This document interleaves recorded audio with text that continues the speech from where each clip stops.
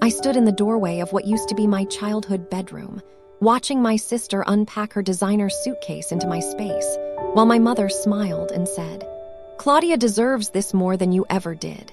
The morning light came through those cheap Venetian blinds the way it always did, harsh, unforgiving, turning everything in that bedroom the color of old newspapers. I was 43 years old, standing in my parents' hallway in Dayton, Ohio, and I couldn't breathe. My sister Veronica was in my room, not visiting, moving in. Her clothes were already spreading across my old dresser like she owned it, like she'd always owned it. "Mom," I said, my voice smaller than I wanted it to be, "that's my room." My mother, Patricia, never Pat, never Patty, always the full Patricia because she thought it sounded more dignified, turned to me with that look. You know the one. The look that says you're being dramatic, inconvenient, somehow less than. She was 68 then, hair done every Thursday at Supercuts, always wore that shade of coral lipstick that left marks on coffee cups. "Diane," she said, using my full name like a reprimand. "You haven't lived here in 25 years. Veronica needs it now. She's going through a divorce. She needs family support." 25 years. She said it like that erased everything. Like time could dissolve the fact that this room held every piece of my adolescence, every tear I cried into that pillow when I didn't make the volleyball team, every night I studied for the SATs by the light of that same lamp that was probably still on the nightstand. But let me back up. Let me tell you how I got here, standing in a hallway in my childhood home, being erased.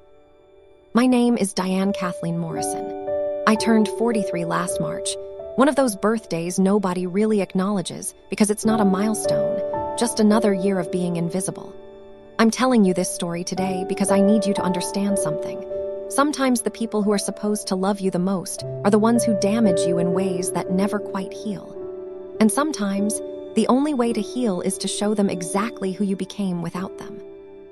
I grew up in a split-level house on Maple Ridge Drive, the kind of street where everyone knew everyone's business but pretended they didn't.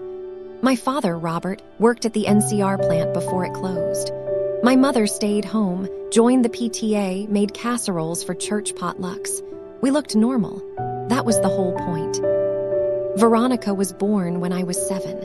I remember my mother in the hospital, how she glowed holding that baby in a way I don't remember her ever glowing with me. "Your sister is special," Mom said. "You need to help me take care of her." I was 7. But I tried. God, I tried.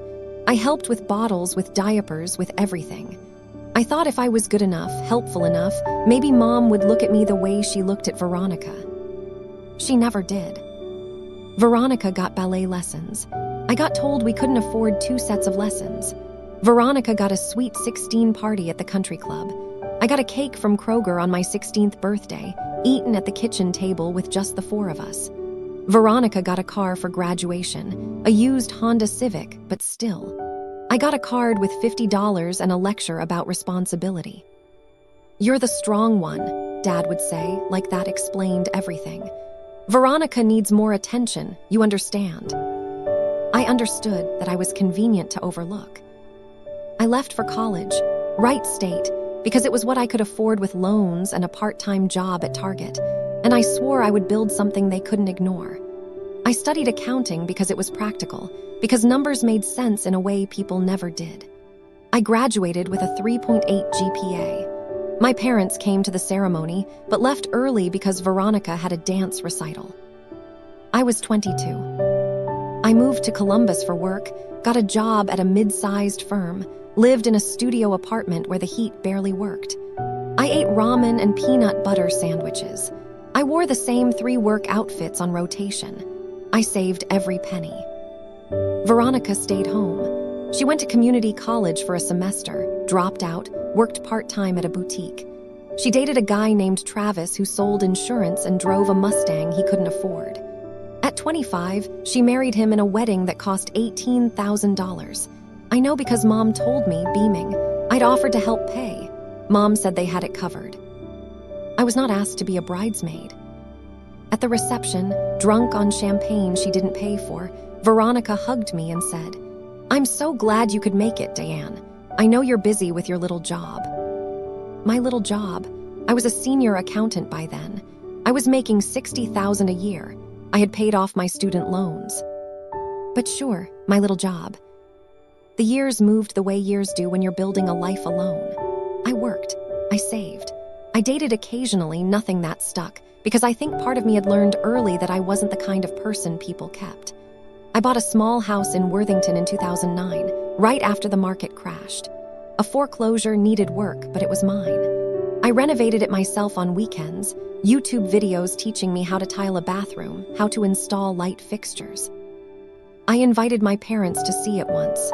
They came, looked around for 15 minutes, and Mom said, "It's cozy," in that tone that meant small. They left to have dinner with Veronica and Travis. I ate leftover Chinese food alone in my cozy house and told myself I didn't care. Veronica's marriage fell apart when she was 38. Travis, it turned out, had been cheating with someone from his office. The divorce was ugly. Veronica moved back home with Mom and Dad, who welcomed her like a returning hero, wounded and in need of saving. I sent a care package, tea, chocolates, a journal. She never acknowledged it. 6 months later, I got the call. Dad's voice on the phone, uncomfortable. "Your mother and I were thinking, Veronica needs your old room. She's struggling and the guest room is too small. You haven't been home in years anyway." "I visit," I said. "Well, when you do, you can stay in the guest room." I hung up. I didn't scream. I didn't cry. I got in my car and drove the 74 miles back to Dayton because I needed to see it with my own eyes. That's how I ended up in the hallway, watching my sister unpack. "Deanne, don't make this difficult," Mom said. "Veronica is going through a hard time." "I went through hard times," I said. My voice was shaking. "I went through college alone. I went through broke and exhausted and you turned out fine," Mom interrupted. "You're strong. You don't need us the way Veronica does." There it was, the truth I'd always known but never heard said out loud. I didn't need them, so I didn't deserve them. Veronica appeared in the doorway of my room, her room now. She looked at me with something between pity and smugness. "Die. It's just a room. Don't be dramatic." I left. I got in my car, drove back to Columbus, and I didn't speak to them for 3 months. They didn't notice. It was November when I went back for Thanksgiving. I told myself I was being mature, that family meant showing up even when it hurt. I brought a pie, pumpkin, from scratch. Mom put it on the counter without comment and served a store-bought apple pie instead because Veronica prefers apple. We sat around the table. Dad carved the turkey. Veronica talked about her new job at a salon, how she was thinking about doing hair full-time. Mom beamed. I pushed sweet potatoes around my plate and felt invisible. "So, Diane," Dad said, like he just remembered I was there. "How's work?" "Good. I got promoted. I'm a CFO now at a small tech firm." "That's nice," Mom said, distracted, passing roles to Veronica. "It comes with a significant raise," I added. "Well, you always were good with money," Dad said. "Must be nice not having to worry." I wanted to scream. I wanted to flip the table. I wanted to tell them that I worried constantly about retirement, about health insurance, about dying alone because I'd never learned how to let people in. Instead, I said, "It's nice, yeah." After dinner, I helped clean up. Mom and Veronica went to the living room to watch a Hallmark movie. I washed dishes alone. That's when I saw it, the envelope on the counter, half hidden under a stack of mail. It was addressed to Veronica from Wright State University. I shouldn't have looked, but I did. It was a tuition refund check for $12,000. My hands went cold. I pulled out my phone, searched my email archives, found what I was looking for. Confirmation emails from my senior year of college. I'd applied for scholarships, won some. But there was one I never received, the Morrison Family Scholarship Fund, established by my grandparents, meant specifically for their grandchildren's education. I'd been told it went to a cousin. I looked at the check again. The memo line said, Morrison Family Fund Remainder Distribution. Remainder. I walked into the living room. The TV glowed blue in the darkness. "Mom," I said, "what's this?" I held up the envelope. She barely glanced at it. "Oh, that. Your grandmother's scholarship fund. There was some money left. We're giving it to Veronica for cosmetology school." I never got any of that money. "You had loans," Mom said simply. "You managed." "Because I worked 40 hours a week while taking a full course load. Because I ate cereal for dinner. Because I stopped. My voice was too loud. Veronica was staring at me like I'd lost my mind. "Diane, lower your voice," Dad said. "How much?" I asked. "How much was in that fund?" "I don't see how that's." "How much?" Mom sighed. 50,000. Your grandmother left 50,000 for education." The room tilted, and I got none of it. "You were doing fine," Mom said. "Veronica needed help. We made a choice to support the child who needed it most." I left again. I got in my car and I drove, and this time I didn't cry. I was beyond crying. I was hollow. But in that hollowness, something hard and cold was forming. Over the next 2 years, I worked like I'd never worked before. I took on extra projects. I invested carefully. I saved aggressively. I watched the real estate market in Dayton, waited for the right opportunity. It came in October 2021. My parents' house went into pre-foreclosure. Dad's pension wasn't enough. Mom's medical bills from a hip surgery had piled up. They'd refinanced twice and couldn't keep up. I found out through a public records search. They hadn't told me. I called the bank, made an offer, paid cash, $200,000 for a house worth maybe $160 in that market, but I didn't care about the market value. I closed in 3 weeks. Then I drove to Dayton with a folder of documents and a letter I'd written and rewritten a dozen times. I knocked. Dad answered. He looked older, 73 now, thinner. "Diane, what are you doing here?" "I need to talk to you and Mom. Is Veronica here?" She was. They were all in the living room. I stood in the doorway and I didn't sit down. "I bought the house," I said. Silence. "What house?" Mom finally asked. "This house, your house. It was in foreclosure. I bought it." Dad's face went gray. You can't do that." "I did. I have the deed." I pulled it out, showed them. "As of November 1st, I'm your landlord." "Diane, this is our home," Mom whispered. "It was my home too. You gave away my room. You gave away my college fund. You gave away every piece of validation I ever needed from you." My voice was steady, eerily steady. "Now I'm giving you a choice. You can stay. Rent is $1,800 a month, market rate. First month due November 1st, or you can leave." Veronica stood up. "You can't do this. This is cruel." "Cruel?" I looked at her, really looked at her. "Cruel is watching your parents fund your sister's entire life while you drown. Cruel is being told you're strong enough to not need love. Cruel is being erased from your own childhood." "We never," Mom started. "Yes, you did." I set an envelope on the coffee table. "Lease agreement, standard terms, sign it or don't. You have until Monday." I walked out. They didn't call that night or the next day. On Monday, my lawyer called. They'd signed. The first rent check arrived on time. So did the second and the third. I didn't hear from them otherwise. No apologies, no acknowledgement, just rent checks like I was a stranger. It was Veronica who broke first. She called in February, crying. "Diane, please, they can't afford this. Dad's pension barely covers it. Mom's on a fixed income. Can't you just give them the house?" "No," I said.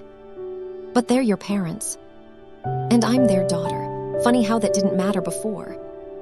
She hung up on me. I didn't sleep well for weeks after that. I'd wake up at 3 a.m, heart pounding, wondering if I'd become the villain, wondering if I was just as bad as them. But then I'd remember. I'd remember being 7 years old and trying so hard to be good enough, being 22 and graduating alone, being 35 and renovating a house by myself because I'd never learned I deserved help, being 43 and invisible. I'd remember and I'd know. I wasn't the villain. I was just done being the victim. In May, Dad had a heart attack.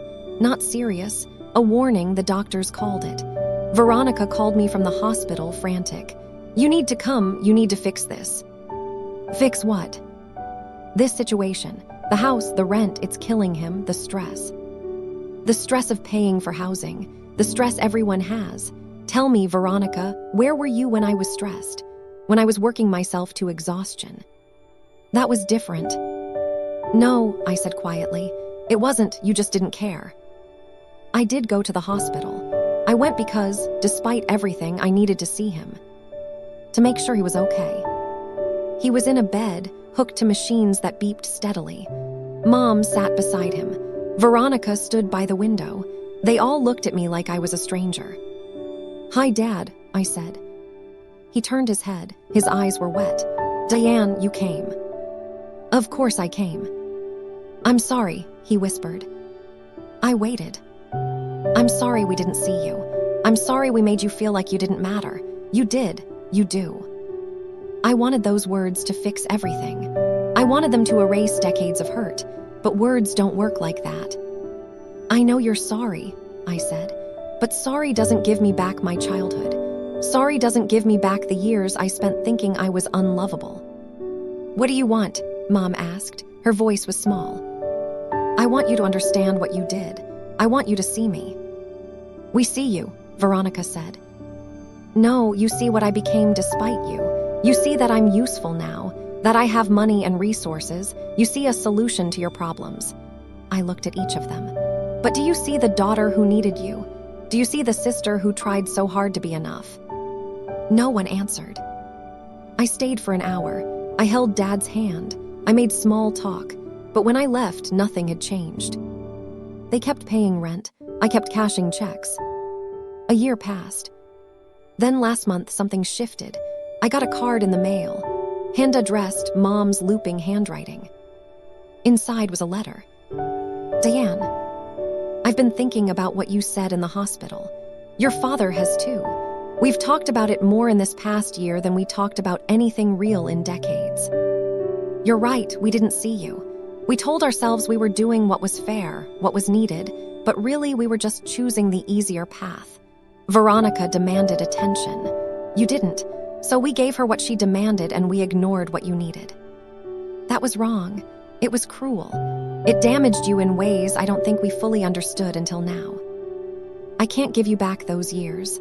I can't undo the hurt. But I want you to know I see you now. I see what you built, yes, but more than that, I see what it cost you to build it alone. I see the daughter who deserved better. I'm sorry, truly, deeply sorry. If you want to sell the house, sell it. If you want us to leave, we'll leave. If you never want to speak to us again, we'll understand. But if you can find it in yourself to let us be the family we should have been, we'd like that chance. With love and regret. Mom. I read it 3 times. I cried. Not the hollow crying of grief, but the messy, cathartic crying of something breaking open. I called her. Hi, Mom. Diane, her voice cracked. Thank you for calling. I got your letter. I meant every word. I think I know. We talked for 2 hours, really talked. She didn't make excuses. She didn't minimize. She just listened and apologized and listened some more. Dad got on the phone toward the end. I'm proud of you, he said. I should have said that more. I should have said it all the time. Yeah, I said. You should have. Can we try to fix this? I thought about it, really thought. Maybe, I don't know, it's going to take time. We have time, he said. I don't know how this ends. I don't know if we'll ever be a real family, the kind that gathers for holidays without tension, the kind where love is freely given instead of earned through pain. But I know this. I'm not going to erase what happened. I'm not going to pretend the hurt wasn't real. I'm not going to be convenient again. And I'm keeping the house, not as punishment, but as a reminder to them and to me. A reminder that I built something from nothing, that I survived being overlooked, that I don't need their validation to know my worth. The rent checks still come every month, but now they come with phone calls, with slow, awkward attempts at connection, with Veronica actually showing up at my door last week, crying, saying she never understood how much she took. It's not forgiveness. Not yet. Maybe not ever, not completely. But it's something. It's a beginning. And maybe that's enough. Outro. If you're watching this and you've ever felt invisible in your own family, if you've ever been the strong one, the reliable one, the one who didn't need attention so you didn't get any, I need you to hear this. You are not too much. You are not too sensitive. You are not wrong for needing love and validation and basic respect from the people who raised you. Sometimes the people who should love us best are the ones who hurt us most. Not because they're monsters, but because they're human and flawed, and sometimes they choose the path of least resistance instead of the path of what's right. You don't owe them your pain. You don't owe them your silence. You don't owe them a relationship that costs you your peace. But if they do the work, if they truly see what they've done and try to make it right, you get to decide if you want to let them try. And there's no wrong answer. Forgiveness is not required for healing. Distance is not cruelty. Protecting yourself is not selfishness. You are worth more than being overlooked. You are worth more than being the backup plan. You are worth more than conditional love. Build your life. Build it strong. Build it on your terms. And if they can't see your value, that's their loss, not yours. You are enough. You were always enough. And maybe someday they'll see it too. But your worth was never dependent on whether they did.